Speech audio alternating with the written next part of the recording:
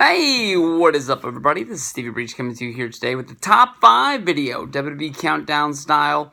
We're going to be going with who had the best debut at Survivor Series. When you look at Survivor Series over the history of the years, it's a pay-per-view that's been going since the late 80s.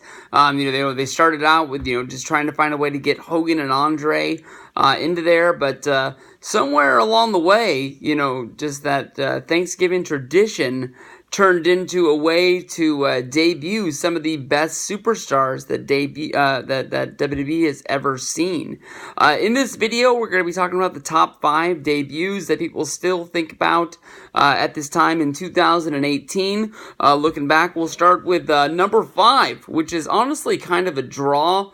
When you look at it, it is the debuts of 2 of the biggest superstars that the WWE has ever seen. One happened in 1990, and one happened in, honestly, 1996.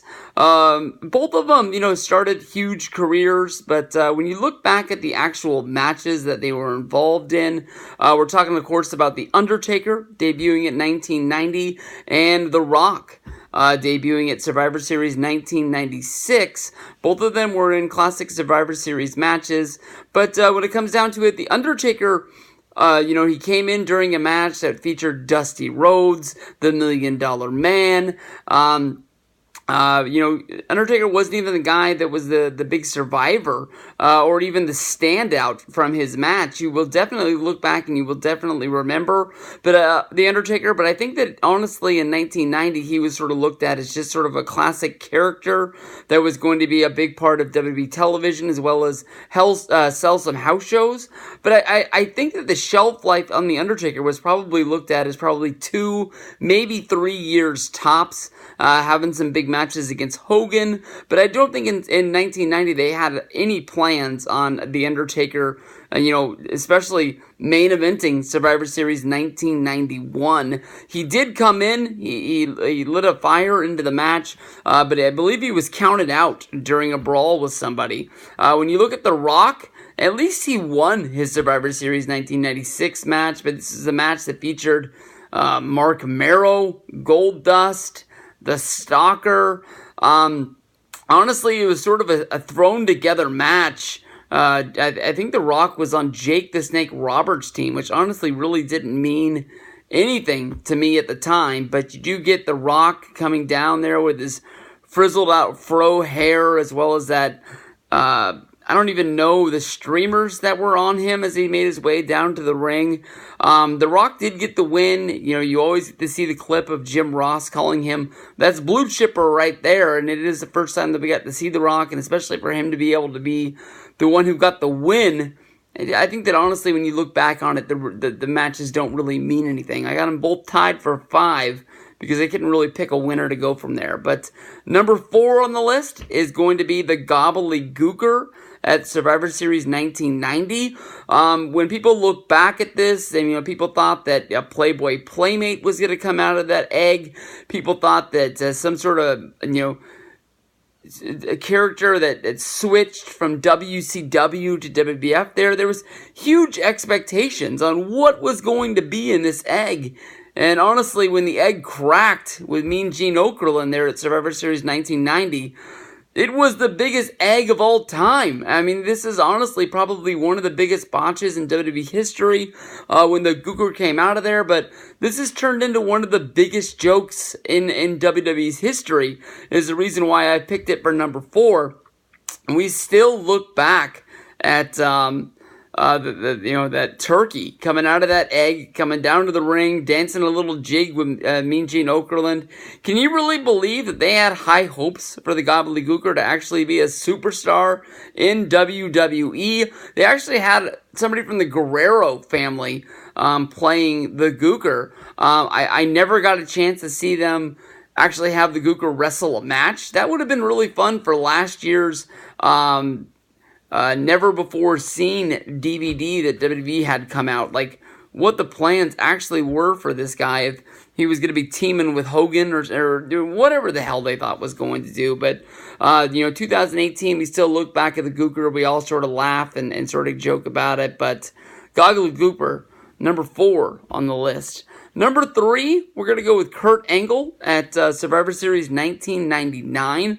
The birth of a really good career. I honestly didn't know anything about Kurt Angle, and I fell for the fact that they were playing the vignettes about him being a classic Olympic hero and him coming in and changing WWE. I honestly was looking at it the other way. He faced Shawn Stasiak. His father had been a past WWF champion on the back in the day, and I think he had some matches on like Heat, but I was thinking that, Shawn Stasiak being on a pay-per-view was really going to mean something, and they might be debuting Kurt Angle, but I saw this as the launching pad for Shawn Stasiak, who, I think at this point, I don't think he had been meat yet. I think that he just was really Shawn Stasiak, just a wrestler. Instead, Angle came down. He was looked at as a real American hero, but he was bragging about his medals. He even took a break in the action to grab a microphone and yell at the fans not to boo him. He had a pretty respectable match for somebody having their debut, which hadn't really been even training in wrestling that long. It's not the greatest match of all time. I mean, after all, he beat Shawn Stasiak. But I thought it was good enough to be the number 3 debut at the Survivor Series. Number 2 would have to be from the Survivor Series 2012 main event, which saw John Cena, CM Punk, and Ryback wrestling in a triple threat, which was honestly a pretty hot matchup at the time. Ryback was definitely moving up the ranks as a newer superstar. He had wrestled a whole bunch of just straight jobber matches on Monday Night Raw, and even on pay-per-views to build him up as somebody that people thought was like a monster, maybe even a Terminator coming from the future. To destroy everyone in WWE. CM Punk at this time was really hot as a champion. I think he had, at that point, he'd held the title for a year. Yeah, and so he'd gone 365 days, I'm pretty sure, because I think he won it at Survivor Series 2011 before turning heel at Raw 1000 with The Rock and John Cena. But it was sort of looked at as how was CM Punk going to be able to escape with a championship. All of a sudden, we have 3 superstars that we had never seen before. Dean Ambrose, who I don't believe had ever been featured on NXT television. Seth Rollins and Roman Reigns all making their debuts. I remember looking back, everyone was going crazy, talking about Dean Ambrose, who had wrestled as Jon Moxley on the Independents. People remembered Seth Rollins, who wrestled in Ring of Honor as